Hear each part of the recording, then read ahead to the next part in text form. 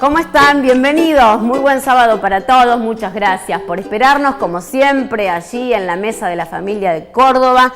Y nosotros aquí en el programa del Docente Privado para hablar de todos los temas que a usted realmente le interesan.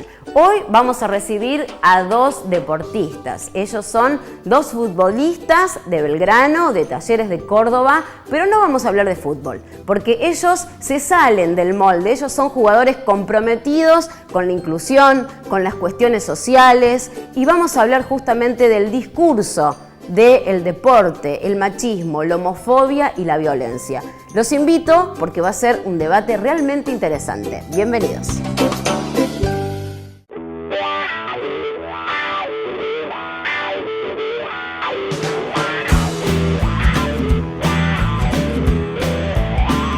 Bueno, muchas gracias Juan Cruz, Federico, por estar aquí en Identidad Privada, por aceptar la invitación. Vamos a hablar un poco de todo, pero no precisamente de fútbol. Pienso en un jugador de fútbol y lo primero que se le viene a la cabeza a la gente es: se levanta pensando en fútbol, se acuesta pensando en fútbol y en los momentos libres juega la Play.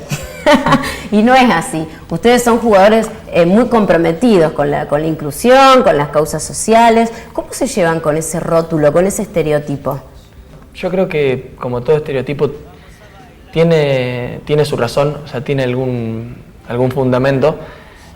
Lo que está mal es que se haya reproducido de manera totalitaria y hoy se piense que todos somos así. Más allá de eso, nuestro trabajo es bastante particular y sí requiere por ahí una atención mayor a la de otros. Digo, no podemos nosotros trabajar cierta cantidad de horas y después desligarnos totalmente, porque uno está pensando en el partido que tiene el fin de semana, en algunos cuidados, en exposición. Entonces, está presente eso, pero no significa que sea lo único que hagamos. Sí, coincido con lo que dice Juan. Por ahí el jugador de fútbol tiene a veces tiempo, demasiado tiempo ocio, porque bueno, por ahí el entrenamiento es más corto, pero el jugador de fútbol tiene que trabajar a cabeza o pensar todo el día como jugador de fútbol, tiene que comer como jugador de fútbol, tiene que descansar como jugador de fútbol, porque si no después no estás apto para rendir. Entonces es algo que eso por ahí la gente no lo ve o no se da cuenta. Pero es la parte quizás más complicada. Pero digo, ¿no les molesta un poco por ahí? O sea, como igual que cuando ven una modelo que dice una idea interesante y dicen, ay, mira, piensa, y no les molesta un poco que digan, ah, mira, está comprometido con la inclusión, o mira, está trabajando en el barrio, como en tu caso? Sí, creo que muchas veces pasa, como decís, cuando hay casos particulares como los nuestros, se los resalta demasiado y eso hace que se genere con los demás un estereotipo. Entonces está bueno que por ahí se empiecen a naturalizar otros ejemplos, que no son los del jugador de fútbol que solo juega la Play nomás. Claro. ¿Y cómo ven esto en los compañeros, por ejemplo? ¿Hay compromiso social? ¿Hay compañeros de ustedes también que están comprometidos con lo que le pasa a la gente, con la actualidad, con la inclusión? En mi caso lo veo poco. Tampoco se lo puede relacionar solamente con el fútbol, porque está bien. Por ahí yo destaco que en los planteles de fútbol somos pocos los que tenemos esas preocupaciones, pero en la sociedad en general se da. O sea, no lo digo como para defender a los futbolistas, pero creo que no somos los únicos. Por ahí, como tenemos mayor visibilidad y estamos más expuestos, se nos ataca más por eso, o se ataca más al conjunto de futbolistas por eso. Pero me parece que no estamos al margen de un promedio que se da en todos los sectores de la sociedad. Sí. Totalmente. ¿Vos, Fede? Sí, coincido con lo que dice Juan. Por ahí se magnifica más quizás a veces la colaboración o la ayuda que hace un jugador por esto, ¿no? De que quizás no es normal, pero es algo que toda la sociedad o todos tienen la posibilidad o a su medida de poder colaborar y ayudar con el otro. En mi caso, bueno, el club realiza bastantes actividades inclusivas y está bastante preocupada y tratando de realizar cosas para colaborar. No estoy muy al tanto de Talleres, pero calculo que hubo varias veces que hemos encontrado en distintas organizaciones, así que bueno, eso desde los clubes está bueno y fomenta y ayuda bastante, así que a veces quizás porque ven al jugador de fútbol y si no lo hace es que quizás que está mal, o si lo hace también a veces lo magnifican porque por la imagen nuestra, y quizás a nosotros no nos cuesta nada, es un rato de nuestro tiempo y podemos ayudar a gente a que esté un poco mejor, ¿no? Que le hace falta, totalmente. Si pensamos en los cánticos, por ejemplo, de la cancha, digo, ¿no? Donde se discrimina, se insulta, se pone connotación negativa a cosas que no las tienen, y de repente un jugador como ustedes quiere poner un límite y decir, ¿por qué no revisamos un poco qué estamos cantando? ¿Es necesario tanta homofobia, tanto machismo? ¿Qué pasa? ¿Qué le sucedió alguna vez esto? ¿Lo charlan por ahí con compañeros, dirigentes? Sí, yo personalmente sí lo he charlado con dirigentes, incluso también con Fasi en alguna oportunidad, de la incomodidad que es que, bueno, en este caso, por ahí los cantos de Talleres son más opresores,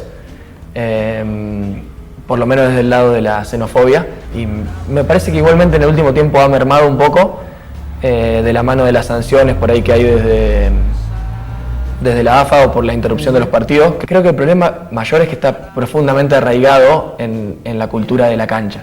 Me parece que mucha gente lo naturaliza y ya va y la barra empieza a cantar esa canción y todos cantan y no empieza a razonar si lo que está diciendo tiene ¿Vos sentido o no. compartís, Fede, esto de...? Sí, creo que no, como dice él, se naturaliza y por ahí nadie presta atención a lo que está queriendo decir con la letra de dicha canción. El tema que quizás es un problema cultural, ya directamente del fútbol, sino es un tema cultural y de nuestra sociedad, viene desde mucho tiempo, y quizás desde nuestro lugar como jugadores de fútbol es muy difícil poder generar un cambio. Sí podemos hablarlo, como en el caso de él que lo ha comentado con el presidente de su club, pero es muy difícil desde el jugador.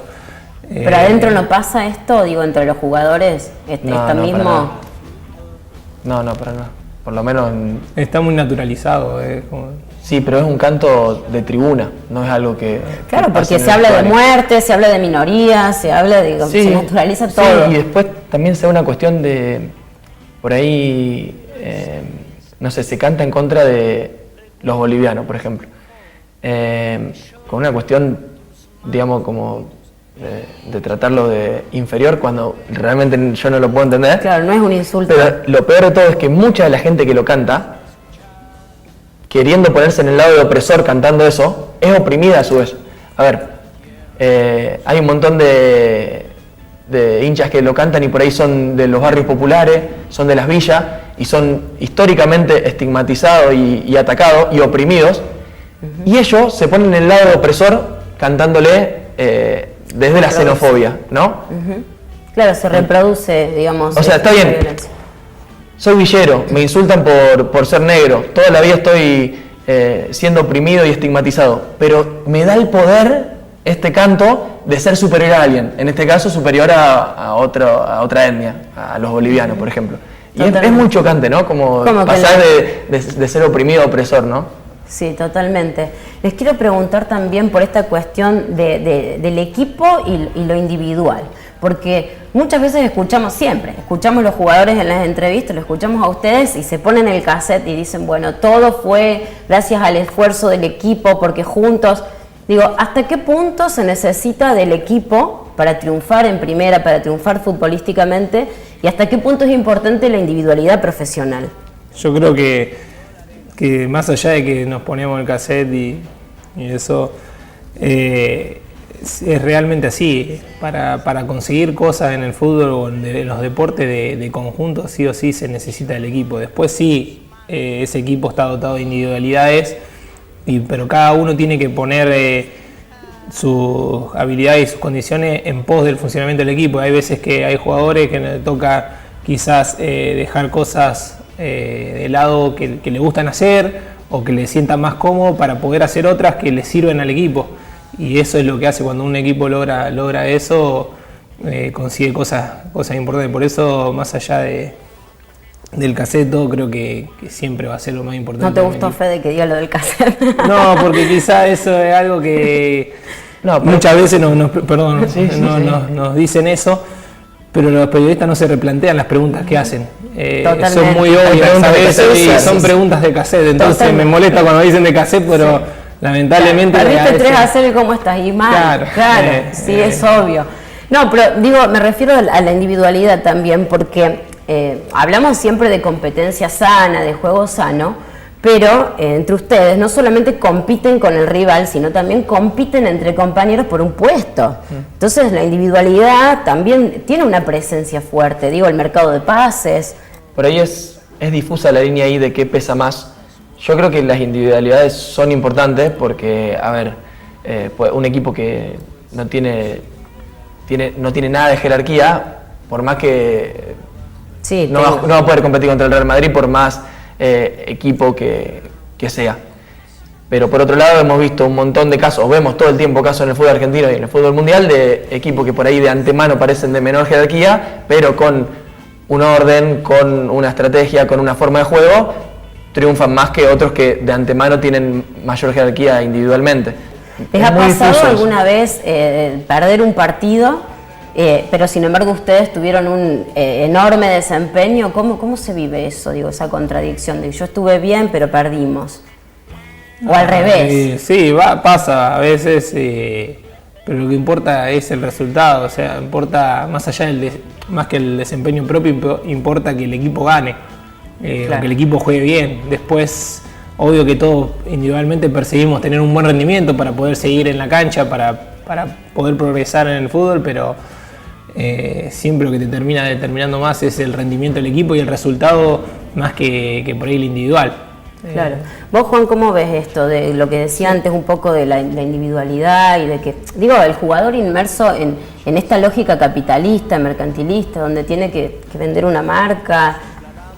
¿Cómo ves esa situación personal, digo, del jugador? Uno tiene que hacer todo lo que está al alcance posible de uno para que el equipo gane. Después se va a ir satisfecho o no según lo que uno hizo, pero lo que lo va a poner contento o triste es el resultado final. Vamos a seguir hablando, les quiero preguntar sobre homofobia, les quiero preguntar sobre la violencia, pero hacemos una pausa. Ya venimos.